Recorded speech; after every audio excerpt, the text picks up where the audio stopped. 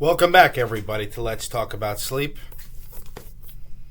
Here's the book. As we get to 1,000 subscribers, one lucky viewer at random will get a signed copy of that. But you got to be in it to win it, so make sure you subscribe. Please like this channel. Please share it with your friends and family. Today we're going to be talking, or we're going to be answering questions that have come up over the last month. So thank you for everybody who interacted. If you have a question about this or anything else, leave them in the comment section of the video itself, this video or any video, and once a month we'll do what we're doing today, which is, answering those questions. So these videos are for educational purposes only. With that being said, let's get right to it. So on my URAS video, Shukai, I think I'm saying that right, asked or commented. I'm not going to read the whole thing because it was quite long, but it said, the problems I find with defining URAS is really twofold. One, depending on the sleep lab's hypopnea and RARA definition, this is how we score these events.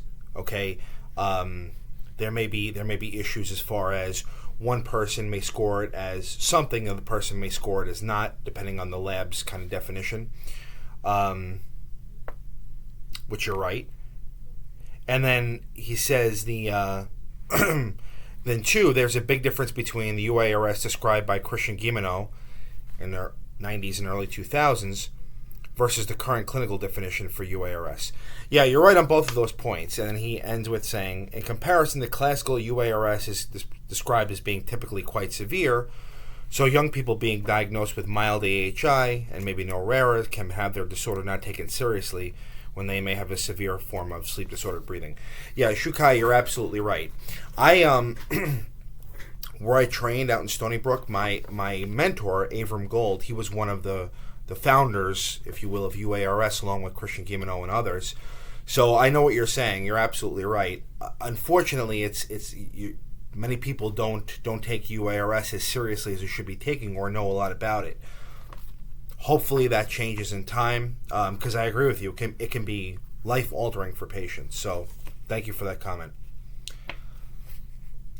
Marilyn, on my Fatal Familial Insomnia video, writes, I recommend alternative herbs and body cleanser on YouTube channel Dr. Isabor. The supplement cured me from my fatal familial insomnia disease completely when I thought all hope was lost. I can sleep peacefully. Well, Marilyn, I'm glad you're sleeping better, but unfortunately, fatal familial insomnia has no cure, so I don't know that definition, or that diagnosis, I should say, is correct. Probably was very severe insomnia, but whatever you're doing, it's great that it's working.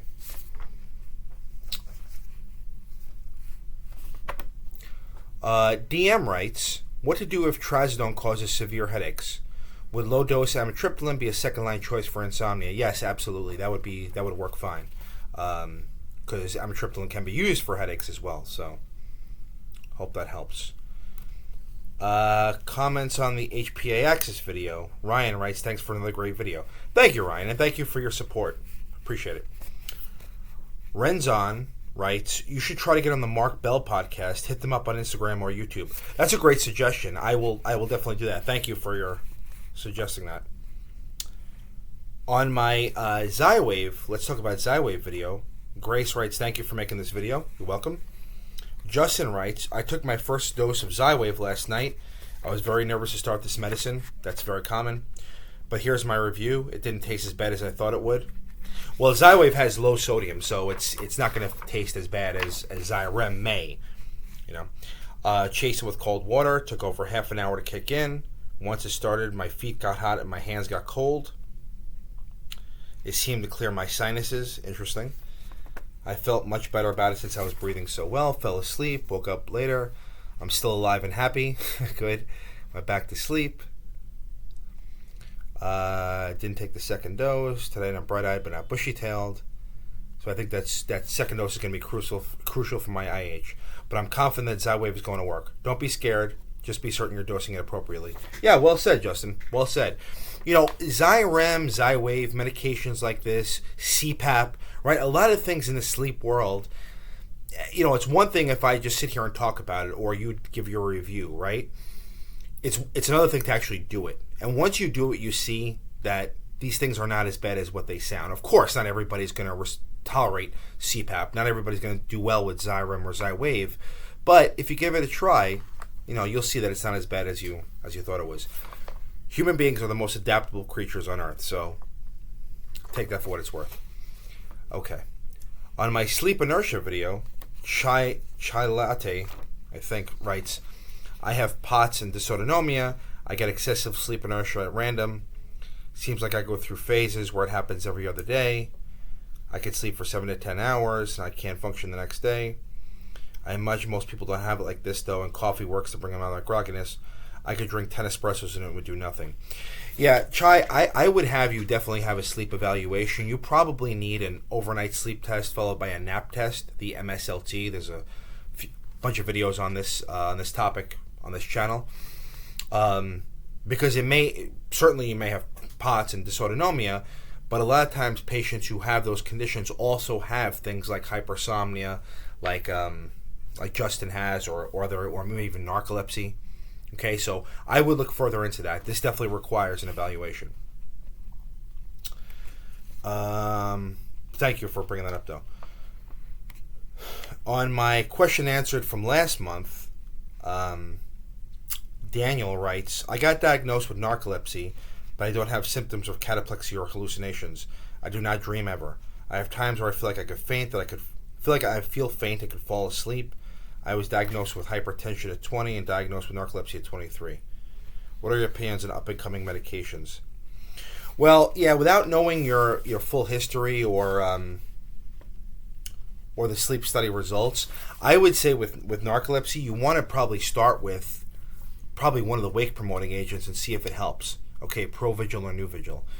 Now, you have hypertension, right? So those medications over time could potentially raise up your blood pressure, raise up your heart rate a little bit, so you got to be careful.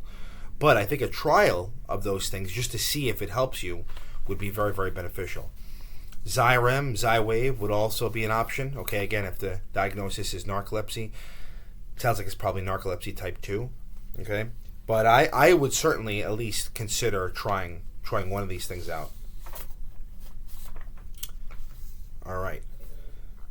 Kaveh Kashani, my good friend, writes, greatest book of all time in the field of sleep. Thank you, my friend. He's talking about this. Second book is on the way, by the way. Thank you, Kaveh. And then on my caffeine nap video, he writes, I should probably quit the Grey Goose Red Bull at 2 a.m. Yeah, probably not a good idea to have that at that time, or probably any time. All right. And then lastly, for this month's questions, Quentin Fitzgerald looked like he did 2 comments, but when I opened it up, I couldn't see them. So I'll just say what I have here and then comment on those. Fascinating talk. I guess this is on the HPA axis. The HPA axis takes a few weeks to adjust after CPAP treatment starts, yes? What would you suggest if this does not happen? To be exact, I think I may have URAS because of CPAP data, and then there's no more information. Yeah, that's typically a few weeks to a few months, But if somebody is using CPAP and they don't feel better, there may be other reasons for that. You can watch my video. Actually, it's when CPAP doesn't work, and that holds true for sleep apnea, URAS, whatever. There may be other things going on besides just the breathing issue. Okay. And Quentin also writes on another video, like you, I am fascinated by REM sleep, but for different reasons. Your talk is interesting, thank you, and tells me what I suspect. I have REM-related sleep disorder. I wake every 90 minutes, and there's nothing else. Yeah, REM-related sleep disorder is not, you're not necessarily going to wake up from that, but you will act out your dreams, okay? Now, REM sleep can be disrupted in somebody who has URAS or somebody who has sleep apnea. So if that's what you're referring to, yeah, I would definitely treat it. The CPAP, I think you're on it. But there may be other reasons why you're waking up throughout the night. Depression, anxiety, if you're kicking your legs. These are all things that a sleep test would tell us. So hopefully you get that looked at. All right, so that's this month's Q&A. Actually, just one video this time, which is interesting. But thank you for everybody who interacted. Keep them coming. I want this to be kind of a community, so you guys can answer each other's questions and whatnot. But but if you have any questions on this or any topic we discussed, leave them in the comment section. Once a month, I will answer them all. Get your copy on Amazon, or you can wait to get to 1,000 subscribers, and you may be one of the lucky ones. And that's all for today. Until next time, sleep well.